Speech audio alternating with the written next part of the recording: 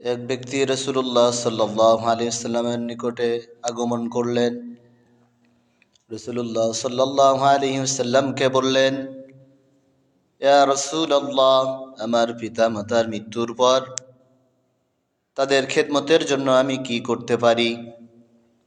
রাসূলুল্লাহ সাল্লাল্লাহু আলাইহি ওয়াসাল্লাম বলেন, as-salatu alayha wal istighfaru lahumā wa infazu ahdihimā min ba'dihimā wa silahur rahmah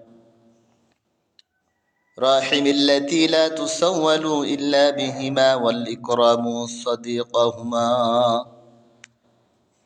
রাসূলুল্লাহ সাল্লাল্লাহু আলাইহি ওয়াসাল্লাম বলেন, তাদের জন্য দোয়া করা, ক্ষমা প্রার্থনা করা, তাদের চুক্তি ওয়াদা বাস্তবায়িত করা, তাদের মাধ্যমে প্রাপ্ত রক্তের আত্মীয়তার সম্পর্ক রক্ষা করা এবং তাদের বন্ধু বান্ধবদের সাথে সম্মানের সাথে কথা বলা, সম্মানিত করা।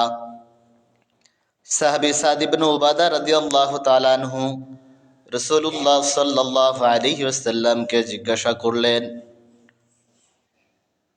আমার আম্মার মৃত্যুর সময় আমি তার কাছে ছিলাম না, এখন আমি যদি দান করি তিনি কি তাহলে সে দানের সওয়াব পাবেন? রাসূলুল্লাহ সাল্লাল্লাহু আলাইহি ওয়াসাল্লাম বললেন, হ্যাঁ। তখন তিনি তার একটি খেজুর গাছের বড় বাগান অথবা একটি পানির কূপ ওয়াকফ করে দিলেন তার পিতামাতার জন্য।